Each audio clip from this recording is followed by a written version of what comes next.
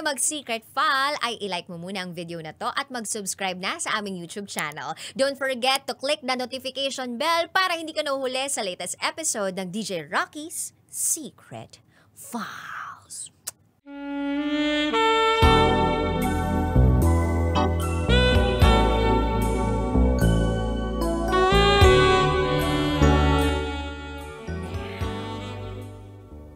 It's time for SPG, as in Super Bacchanal Secret File.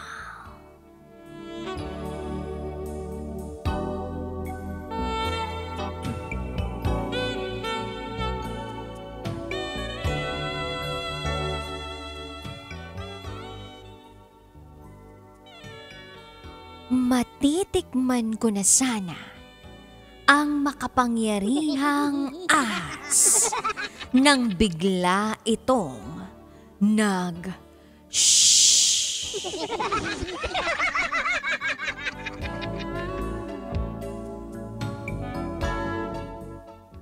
Hi DJ Rocky. Avid fan mo ako. Lagi akong nakikinig sa Love Radio. Pati na rin sa podcast episodes mo sa Spotify na nag-number 1 kamakailan. Gusto ko tuloy umambag ng sarili kong kwento. Kung okay lang naman sa'yo. Itago mo ako sa pangalang Belinda.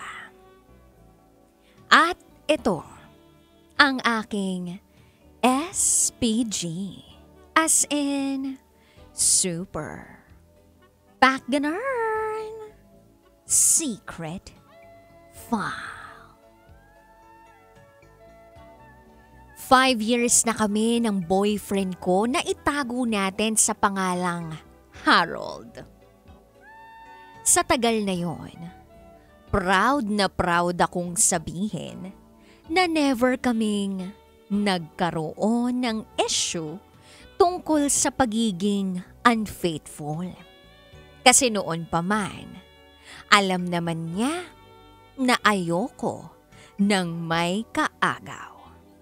Sabi ko noon, kung jojowain mo ako, dapat ako lang. Huwag kang mangongolekta ng iba dahil mapuputulan ka talaga ng ano kapag ginawa mo.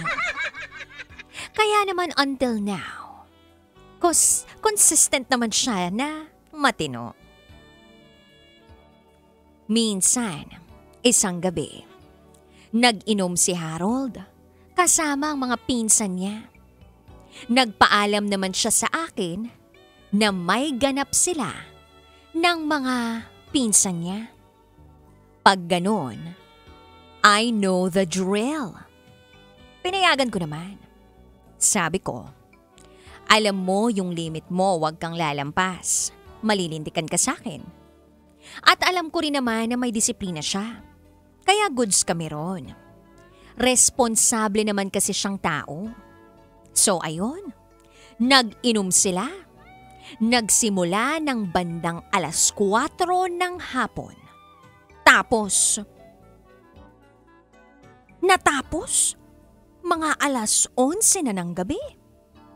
Tinawagan ako. Sabi sa akin,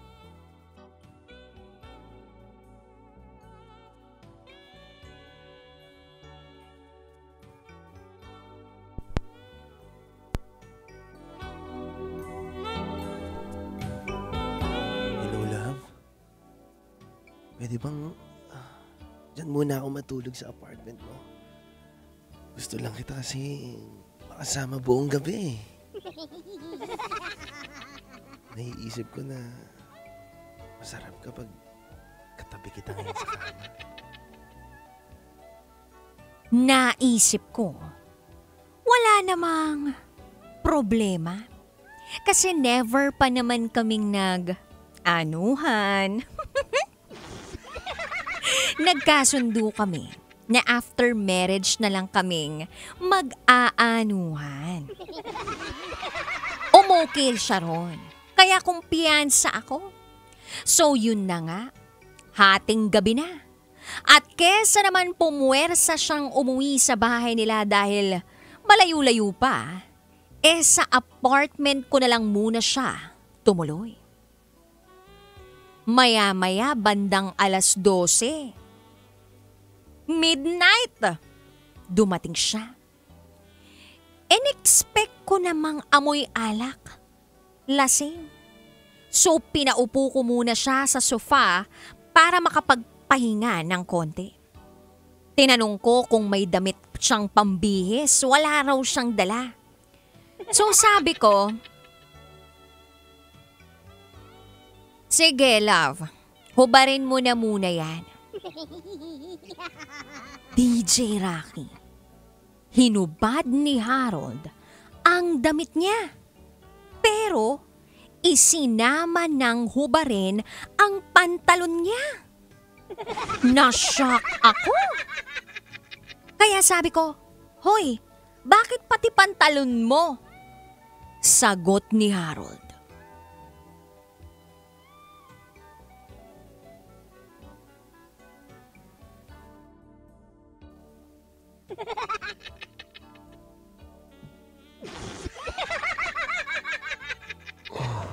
Sige love, Ibarin mo muna yan.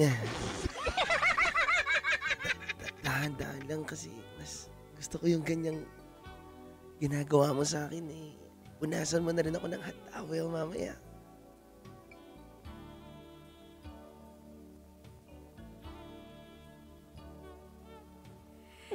Ay, sumagot ako sa kanya ng, alam mo, magpantalon ka uli.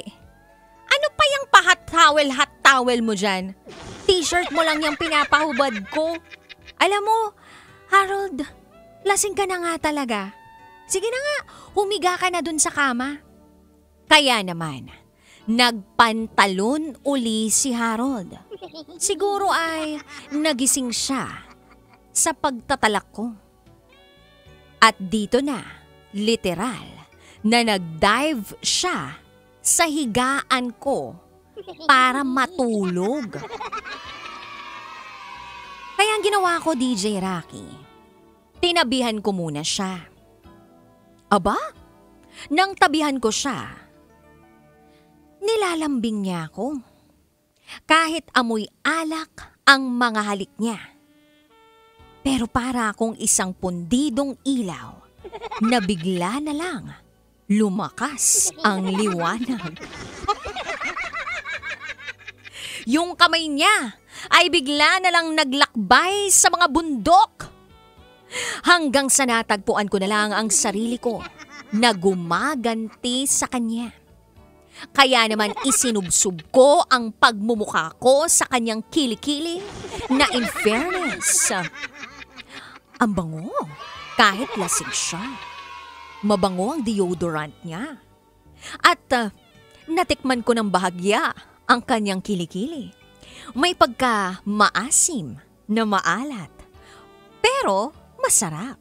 Parang adobo lang. Hanggang sa inilapit na niya sa tenga ko ang bibig niya. At bumulong siya sa akin. Love, gusto mo bang matikman yung makapangyarihang ahas ko? Okay lang ba sa'yo ngayong gabi? At sumagot ako sa kanya ng, sige na nga.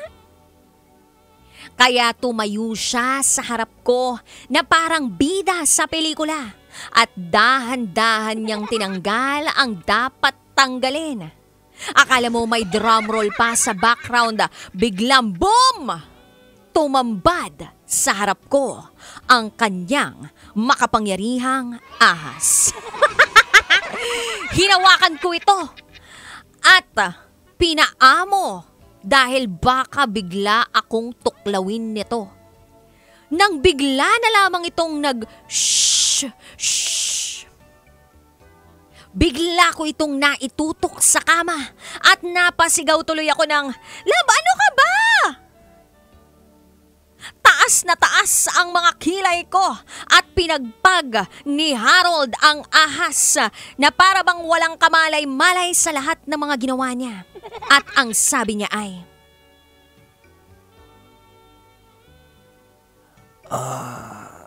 ang sarap, love. Mahal na mahal kita, love.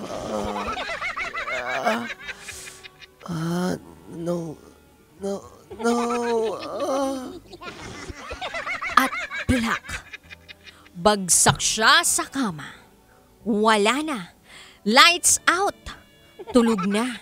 Na parang sinaniban ng mantika sa adobo. Hindi ko talaga inakalang iihian ako ni Harold.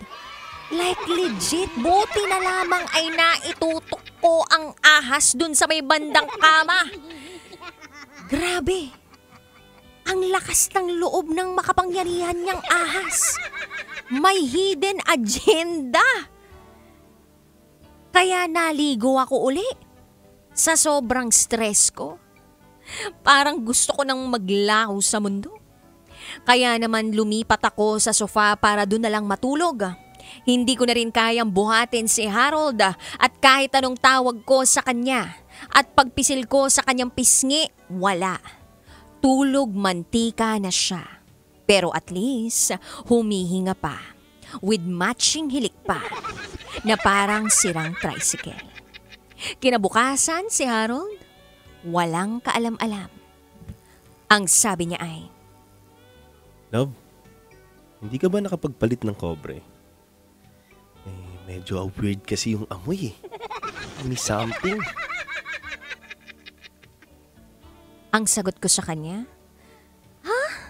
Love, na-weirdohan ka sa amoy? Aba, yan ang bakas ng makapangyarihang ahas mo.